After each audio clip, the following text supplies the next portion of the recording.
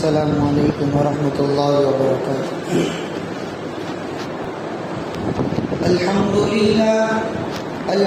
للہ نحمده ونستعینه ونستغفره ونؤمن به ونتوکل علیہ ونعوذ باللہ من شرور انفسنا ومن سیئات اعمالنا، من يهده الله فلا مضل له ومن يضلل فلا هادي له، ونشهد أن لا إله إلا الله وحده لا شريك له، ونشهد أن سيدنا وسندنا ومولانا محمدا عبده ورسوله، أما بعد قال الله تبارك وتعالى: يا أيها الذين آمنوا لا يسخر قوم من قوم عسى أن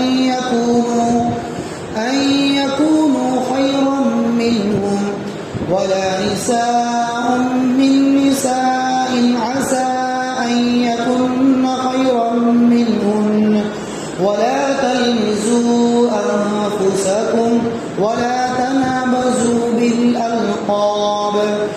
عن أبي هريرة رضي الله تعالى عنه أن رسول الله صلى الله عليه وسلم قال: من يؤمن بالله واليوم الآخر فليقل خيرا أو ليصمت، أو كما قال عليه الصلاة والسلام. محترم و مکرم میرے دینی اور ایمانی بھائیوں، اللہ تبارک و تعالی نے انسان کے جسم کے اندر بے شمار نعمتیں اللہ نے عطا کی ہے۔ ان نعمتوں میں سے ایک نعمت، عظیم نعمت جو اللہ تعالیٰ نے ہمیں دی ہے، زبان کی نعمت دی ہے۔ اس نعمت کے متعلق آج میں آپ حضرات سے کچھ گفتگو کروں گا، یعنی زبان کے متعلق اللہ کے رسول صلی اللہ علیہ وسلم نے کیا باتیں بیان کی ہیں، اللہ رب العزت نے قرآن مجید کے اندر کن کن باتوں سے بچنے کا حکم فرمایا ہے، ان کو میں آپ حضرات کے سامنے بیان کروں گا۔ اللہ تبارک و تعالی صحیح کہنے اور اس پر عمل کرنے کی توفیق عطا فرمائے، اور غلطیوں کو، خطاؤں کو درگزر فرمائے۔ محترم بزرگوں، سب سے پہلے میں آپ حضرات کے سامنے 3 احادیث بیان کروں گا، ان احادیث کا مفہوم، مطلب اور ترجمہ بیان کروں گا۔ حضرت ابو ہریرہ رضی اللہ تعالی عنہ سے مروی ہے کہ نبی کریم صلی اللہ تعالی علیہ وسلم نے ارشاد فرمایا کہ جو شخص اللہ رب العزت پر اور آخرت کے دین پر ایمان رکھتا ہے، یعنی جو مسلمان ہے، ایمان والا ہے، اس کو چاہیے کہ وہ خیر کی بات کہے، اچھائی کی بات کہے، بھلائی کی بات کہے، لوگوں تک خیر کی بات پھیلائے۔ اگر اس شخص سے خیر کی بات اور خیر کا کام اور دین کا کام نہیں ہوتا ہے، اس کو اس چیز کی توفیق نہیں ملتی ہے، تو آگے اللہ کے رسول صلی اللہ علیہ وسلم نے ارشاد فرما دیا کہ اولی یصمت، تو اس کو چاہیے کہ وہ چپ چاپ رہے، خاموش رہے۔ کیا مطلب؟ اس حدیث کا مطلب ہے کہ دین کا کام، بھلائی کا کام، خیر کا کام ہم سے نہیں ہوتا ہے، تو ہمیں چاہیے کہ گناہوں کے کام سے بھی بچے رہے، اپنی زبان کو کنٹرول میں رکھے، اپنی زبان کو قابو میں رکھے، اپنی زبان کو جتنا ہو سکے اتنا خیر کے کام کے اندر لگائے۔ ایک حدیث تو یہ بیان فرمائی۔ دوسری حدیث حضرت ابو ہریرہ رضی اللہ تعالی عنہ سے ہی مروی ہے، فرماتے ہیں کہ نبی کریم صلی اللہ علیہ وسلم نے ارشاد فرمایا کہ بعض اوقات انسان اپنی زبان سے بغیر سوچے سمجھے ایسا کلمہ کہہ دیتا ہے، دھیان سے سنیے، یعنی اللہ کے رسول کی جو یہ حدیث ہے وہ ذرا سمجھنے کی ضرورت ہے۔ ہم اگر غور سے سنیں گے بھی انشاءاللہ اس پر ہمیں کیا ہے کہ مفہوم و مطلب سمجھنے میں آسانی ہو جائے گی۔ اللہ کے رسول فرماتے ہیں کہ بعض اوقات انسان اپنی زبان سے بغیر سوچے سمجھے، کوئی ارادہ نہیں ہے، بغیر سوچے سمجھے ایسا کلمہ کہہ دیتا ہے، ایسا جملہ بول دیتا ہے اور ایسی بات کہہ دیتا ہے جو اس کو جہنم کے اندر اتنی گہرائی تک گرا دیتا ہے جتنا مشرق اور مغرب کے درمیان فاصلہ اور بعد اور دوری ہے، اتنا اللہ تبارک و تعالی جہنم کے اندر گرا دیتا ہے، بغیر سوچے سمجھے ایسی بات کہی۔ اسی معنی کے اندر دوسری ایک حدیث ہے، اس سے آپ کو زیادہ سمجھ میں آ جائے گا، وہ بھی حضرت ابو ہریرہ رضی اللہ تعالیٰ عنہ سے ہی مروی ہے۔ فرماتے ہیں کہ نبی کریم صلی اللہ تعالیٰ علیہ وسلم نے ارشاد فرمایا کہ بعض اوقات انسان اپنی زبان سے بغیر سوچے سمجھے ایسا کلمہ کہہ دیتا ہے کہ جو اللہ رب العزت کو پسند ہے، جو کلمہ اللہ رب العزت کو پسند ہے، وہ کلمہ اللہ تعالیٰ کی رضا کے مطابق ہے، اس کلمے سے، اس جملے سے اور اس بول سے اللہ رب العزت خوش ہوتے ہیں، تو وہ کلمہ اس انسان کو جنت کا پروانہ دیتا ہے اور وہ کلمہ انسان کو جنت کے اندر درجات بلند فرماتا ہے۔ اور اس کے برعکس اگر دیکھیں، اسی حدیث میں ہے کہ اس کے برعکس اگر کوئی انسان اپنی زبان سے بغیر سوچے سمجھے ایسا کلمہ کہہ دے جو اللہ تبارک و تعالیٰ کی ناراضگی کا سبب بنے، اللہ تبارک و تعالیٰ کی نافرمانی کا سبب بنے، اللہ تبارک و تعالیٰ کی رضا اور خوشنودی کے مطابق نہ ہو، تو وہ کلمہ اس انسان کو جہنم کے اندر پھینک دیتا ہے۔ یہ 3 احادیث میں نے آپ حضرات کے سامنے بیان کی ہے۔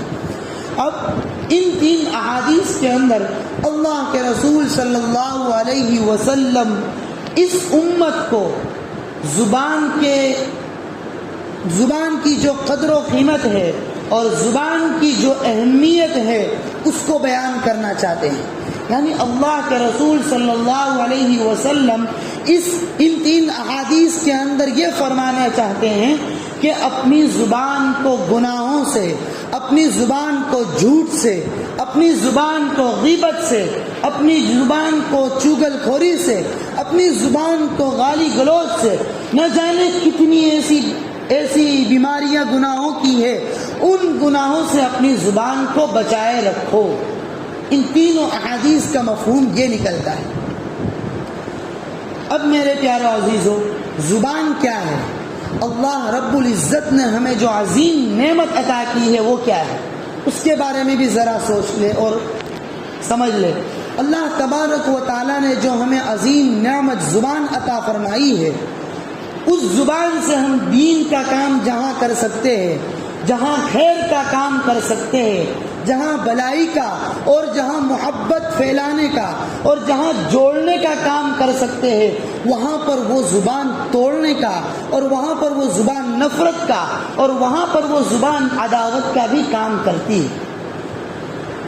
اس لیے میرے پیارو عزیزو، یہ زبان جو ہے وہ ایک ایسا مشین ہے جو پیدائش سے لے کر مرتے دم تک اس انسان کا ساتھ دیتی ہے، یہاں تک ساتھ دیتی ہے کہ جب بندہ کوئی کسی کام کا اور کسی کلمے کے بولنے کا ارادہ، یعنی دماغ سے اس کام کے کرنے کا ارادہ کرتا ہے صرف، تو وہ زبان اپنا کام شروع کر دیتی ہے۔ لیکن میرے پیارو عزیزو، جو چیز بغیر محنت کے، جو چیز بغیر کمائے، بغیر مشقت کے، بغیر تکلیف کے اور بغیر پیسہ خرچ کر کے ملتی ہے، اس کی کوئی قدر و قیمت نہیں ہوتی، اس کی کوئی اہمیت نہیں ہوتی۔ ارے پیارو، اس زبان کی قیمت اور اس زبان کی قدر و قیمت تو اس شخص سے جا کر پوچھو جس کے پاس زبان نہیں ہے، جو گونگا ہے، جس کو اللہ تبارک و تعالیٰ نے قوت گویا ہی نہیں عطا کی، جو شخص اپنے دل کے آرزوؤں کو ظاہر کرنا چاہتا ہے، جو شخص اپنے دل کے ارمان کو بتلانا چاہتا ہے، جو شخص اپنے دل کی تمناؤں کو بیان کرنا چاہتا ہے، جو شخص اپنی خواہشات کو بیان کرنا چاہتا ہے لیکن اس کے پاس قوت گویائی نہیں، زبان نہیں، اس کی وجہ سے اس کو کیا کیا تکلیفوں کا سامنا کرنا پڑتا ہے، کن کن مصیبتوں کا سامنا کرنا پڑتا ہے، کتنی تکلیفوں کو برداشت کرنا پڑتا ہے، اس شخص کے پاس جا کر اس زبان کی قدر و قیمت کو جانا۔ افسوس ہے کہ آج ہم اپنی اس زبان کا صحیح جگہ پر استعمال نہیں کرتے۔ آج ہماری زبان اگر استعمال ہوتی ہے تو گناہوں کے کام کے اندر، جھوٹ کے اندر، غیبت کے اندر، گالی گلوچ کے اندر، اور فحاشی اور بے حیائی کی باتوں کے اندر، اور غپ شپ کے اندر، اور دنیاوی باتوں اور دنیاوی میٹنگوں کے اندر اپنی اس زبان کو استعمال کرتے ہیں۔ میرے پیاروں عزیزوں، اس زبان پر بھی کنٹرول اور اس زبان پر بھی قابو رکھنا بہت ضروری ہے، بہت ضروری ہے۔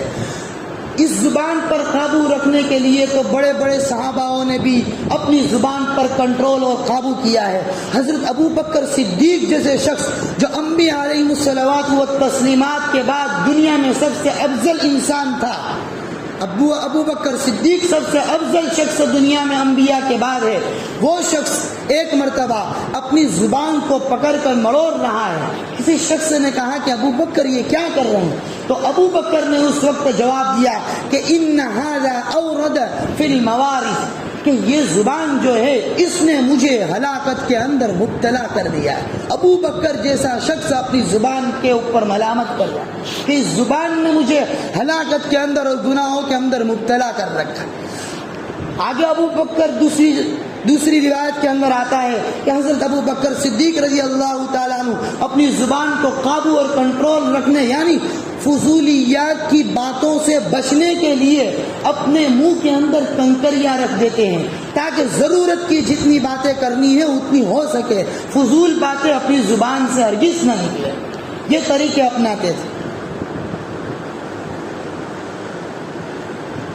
اسی طرح ایک بزرگ کا واقعہ میں آپ حضرات کے سامنے بیان کر دوں کہ بزرگ کہتے ہیں کہ جتنا بولو تول کر بولو، تول کر بولو۔ اس پر حضرت مفتی شفیع صاحب جو پاکستان مفتی اعظم کہلاتے تھے، ان کا واقعہ ہے، ان کے استاذ ایک تھے جن کا نام بتلایا جاتا ہے میاں سید اصغر حسین، جو اپنے زمانے کے اونچے بزرگ اور اونچے پائے کے بزرگ تھے۔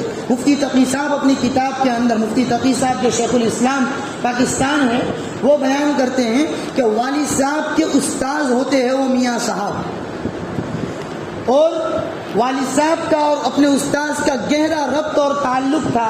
مفتی شفیع صاحب ان کی خدمت بھی کیا کرتے تھے اور ان کے ہر کام کے اندر بھی ساتھ دیا کرتے تھے۔ ایک مرتبہ ہوا ایسا کہ میاں صاحب یعنی جو مفتی شفیع صاحب کے استاذ تھے، ان کے پاس مفتی شفیع صاحب آئے۔ اب آتے ہی جب بیٹھے تو میاں صاحب نے کہا کہ مولوی شفیع، آج سے ہم کیا ہے کہ عربی کے اندر اپنی بات چیت کو کریں گے، آج ہم اپنی ضروریات کو اور اپنے کام کاج کو عربی زبان کے اندر بولیں گے۔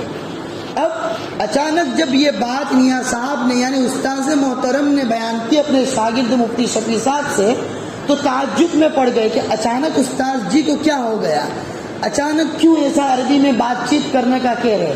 بہت زیادہ اصرار کرنے کے بعد، زبردستی کرنے کے بعد کہا کہ اس وجہ سے میں عربی زبان میں بات کرنے کے لیے کہہ رہا ہوں کہ جب بھی ہماری گفتگو ہوتی ہے، جب بھی ہم بات چیت کرنے لگتے ہیں تو ہماری بات چیت بہت لمبی اور طویل ہو جاتی ہے، اور ان بات چیت میں نہ جانے ادھر ادھر کی بھی باتیں آ جاتی ہے، اور نہ جانے ہم فضول باتوں کے اندر بھی مبتلا ہو جاتا ہے۔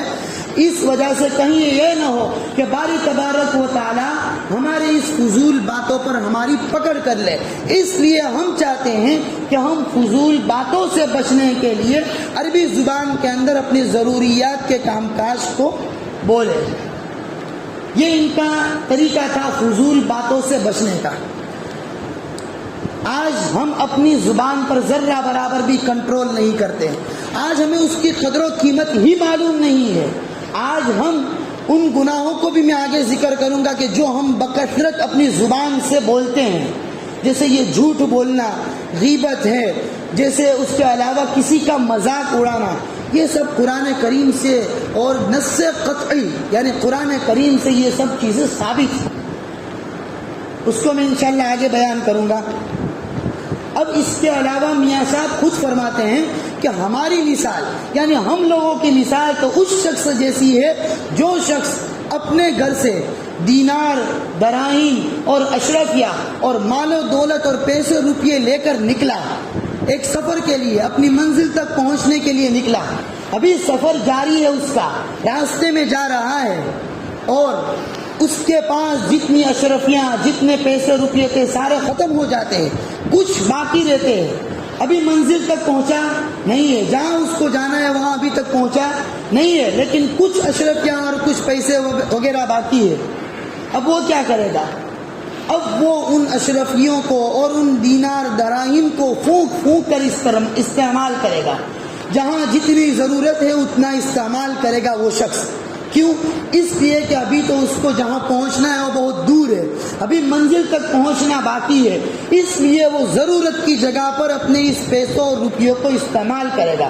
ہمارا حال بھی ایسا ہے. فرماتے ہیں کہ ہماری عمر کا اکثر حصہ اور ہماری عمر کی جتنی زندگی اللہ رب العزت نے دی ہے وہ ہماری نکلتی چلی جا رہی ہے، اور ہمارے عمر کے اندر اللہ رب العزت نے جو لمحات عطا کیے ہیں، جو ٹائم اور جو وقت اللہ رب العزت نے ہمیں دیا ہے روپیوں اور پیسوں اور اشرفیوں کی شکل کے اندر، ان لمحات کو اور ان اوقات کو اور اس ٹائم کو ہم بیجا اور فضول جگہ پر استعمال کرتے ہیں. ہم اس وقت کو اور اس لمحے کو کیا ہے کہ بیجا جگہ پر استعمال کرتے ہیں. ہماری مثال ایسی ہے. ابھی بھی وقت باقی ہے ہمارے پاس ہماری زندگی تک، ہماری آخرت کی منزل تک ابھی بھی وقت باقی ہے کہ ہمیں اللہ رب العزت نے جو لمحات اور جو وقت اور جو ٹائم دیا ہے اس کو جانے اور اس کی قدر و قیمت کو پہچانے اور اس کو صحیح جگہ پر استعمال کرے اور اس کو جتنا ہو سکے اتنا خیر کے کام کے اندر استعمال کرے. ابھی بھی ہمارے پاس وقت ہے. میرے پیارو عزیزوں، ہمارے معاشرے کے اندر، ہماری سوسائٹی کے اندر اور ہماری مسلم معاشرے کے اندر زبان کے گناہوں سے کوئی بھی بچ نہیں سکتا. زبان کا گناہ جو ہے اس کے اندر اکثر و بیشتر لوگ کیا ہے کہ مبتلا ہے. لیکن پیارے آقا صلی اللہ علیہ وسلم نے جب عورتوں اور خواتین کی بیماریوں کی نشاندہی کرتے ہوئے بیان کیا کہ عورتوں کے اندر یہ بیماریاں ہوں گی، عورتوں کے اندر یہ خرابیاں ہوں گی، اس کو بیان کرتے ہوئے اللہ کے رسول صلی اللہ علیہ وسلم نے جب بیان کیا تو اس بیماریوں کے اندر ایک بیماری زبان بھی آتی ہے کہ ہماری جو مستورات، ہماری جو خواتین ہیں وہ اپنی زبان کو قابو نہیں کر سکتی، اپنی زبان کا کنٹرول نہیں کر سکتی ہے، اپنی زبان کو اپنے آپ سے باہر نکال دیتی ہے. آپ صلی اللہ علیہ وسلم جب خواتین سے خطاب فرما رہے ہیں اور کہہ رہے ہیں کہ میں نے جہنم کے اندر دیکھا ہے کہ تم لوگ سب سے زیادہ جہنم کے اندر ہو، یعنی خواتین مردوں کے مقابلے کے اندر اکثریت عورتوں کی ہے، تو ان خواتین نے اور ان عورتوں نے پیارے آقا صلی اللہ علیہ وسلم سے کہا کہ اس کی وجہ کیا ہے. تو آپ صلی اللہ علیہ وسلم نے بیان کیا، دو باتوں کو وہاں پر بیان کیا. ایک تو یہ کہا کہ تم جو ہو وہ لان تان اور لوگوں کی برائی اور ایک کے اندر لگی رہتی ہو، ایک دوسرے کی برائیوں کے اندر اپنے آپ کو آگے بڑھاتی ہو، اپنے آپ کو آگے سمجھتی ہو، اور لان تان کے اندر بھی، برا بھلا کہنے کے اندر بھی ذرہ برابر بھی پیچھے نہیں ہٹتی ہو.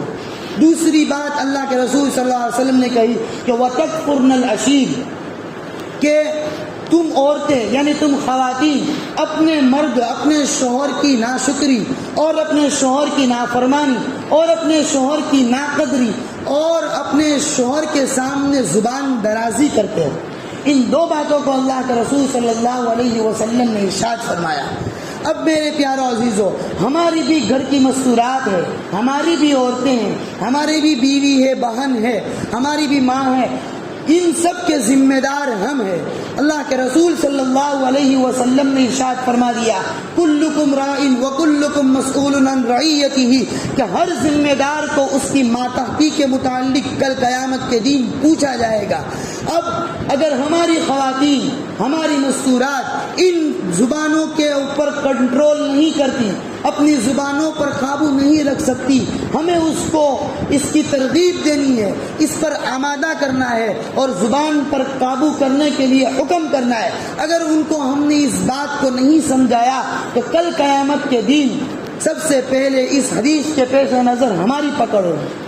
اللہ تبارک و تعالیٰ نے بھی قرآن مجید میں سب سے پہلے کہا ہے کہ یا ایھا الذین آمنوا قوا انفسکم واہلیکم نارا، کہ تم پہلے اپنے آپ کو اور پھر اپنے گھر والے کو جہنم سے بچاؤ۔ اب یہ زبان جو ہے وہ ایک ایسی چیز ہے جو انسان کو خیر کے کام میں بھی استعمال کرواتی ہے اور جو انسان کو شر کے کام کے اندر بھی استعمال کرواتی ہے۔ پیارا آقا صلی اللہ علیہ وسلم نے ارشاد فرمایا کہ جو شخص مجھے دو چیزوں کی اگر گارنٹی اور دو چیزوں کی ضمانت دے دیتا ہے تو میں ان کو جنت کی خوشخبری سناتا ہوں۔ کیا ہے وہ دو چیزیں؟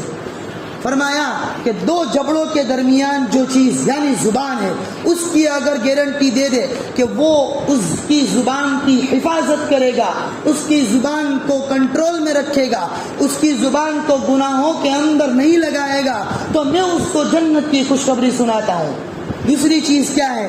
دوسری چیز آپ صلی اللہ علیہ وسلم نے فرمائی کہ جو دو ٹانگوں کے درمیان ہے یعنی شرمگاہ، اگر وہ شخص اپنی شرمگاہ کی بھی مجھے ضمانت اور اس کی گارنٹی دے دیتا ہے کہ اپنی شرمگاہ کو ناجائز جگہ پر استعمال نہیں کرے گا، حرام جگہ پر استعمال نہیں کرے گا، اس کو جائز جگہ پر ہی استعمال کرے گا، تو میں اس کو جنت کی خوشخبری سنا دیتا ہوں۔ کہ آپ صلی اللہ تعالی علیہ وسلم کے الفاظ ہیں۔ آج ہم دنیا کے اندر غور و فکر کریں اور دنیا کا جائزہ لیں تو یہ دو چیزیں ایسی ہیں جو بہت تیزی سے پھیل رہی ہے، بہت تیزی سے عام ہو رہی ہے۔ جہاں پر بھی دیکھو ہمارا مسلم معاشرہ اپنی زبان کے اندر زبان سے کتنے گناہوں کا ارتکاب کرتا ہے، اپنی زبان سے کتنے فضول باتوں کو بیان کرتا ہے، اپنی زبان سے کتنی سنی سنائی باتوں کو بیان کرتا ہے، اور نہ جانے کتنی جگہ پر اپنی شرمگاہوں سے حرام کام ہو رہے ہیں۔ یہ دو چیزیں آج کے دور کے اندر بہت زیادہ پھیل رہی ہے، اس کی ہمیں حفاظت کی ضرورت ہے، اور اس کام کے اندر اگر ہم نے آج ہمارے گھر کے اندر اور ہماری اولادوں کو اس چیز کی تربیت نہیں کی تو نہ جانا آئندہ ہمیں کیا دیکھنا پڑے گا۔ اللہ تبارک و تعالیٰ ان چیزوں سے ہماری حفاظت فرمائے۔ آگے میں مختصر جو بڑے بڑے گناہ ہیں جس کو آج ہم نہیں سمجھتے کہ یہ گناہ بڑے ہیں، اس کو میں قرآن کی روشنی میں بتلا دیتا ہوں مختصر۔ اللہ تبارک و تعالیٰ نے قرآن مجید کے 26ویں پارے سورہ حجرات کے اندر ارشاد فرمایا کہ ایمان والو تم آپس کے اندر ایک دوسرے کا مذاق نہ اڑاؤ۔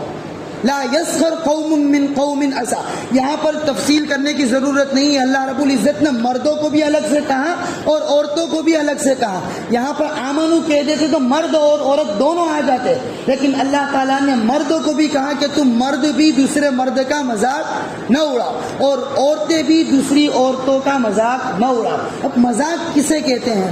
فرماتے ہیں کسی شخص کے اندر کوئی اگر برائی ہے، اب اس برائی کو ہم اس کے سامنے برائی والے لقب سے اس کو بلائے اس وجہ سے کہ دوسرا شخص یہ ہمارے جملے سن کر اس پر ہنسے۔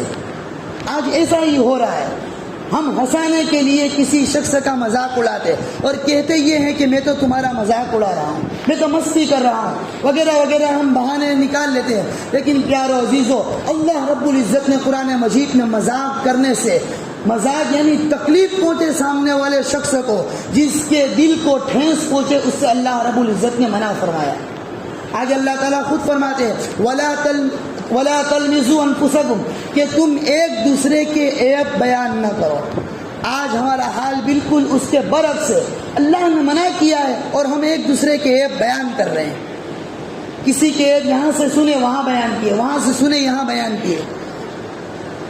میرے پیاروں، ہم اگر کسی کے عیب کو بیان کرتے ہیں، ہم اگر کسی کی غیبت کرتے ہیں، تو سمجھ لو کہ ہماری بھی وہ شخص یا ہماری بھی کوئی دوسرا شخص غیبت کرتا ہے، کوئی دوسرا شخص عیب بیان کرتا ہی ہے۔ یہ دنیا کا اصول ہے۔ تیسرا اللہ رب العزت نے کہا کہ وَلَا تَلْمِزُوا أَنفُسَكُمْ وَلَا تَنَابَزُوا بِالْأَلْقَابِ، کہ تم برے لقبوں سے دوسروں کو اپنے مسلمان بھائی کو برے لقب سے نہ پکارو۔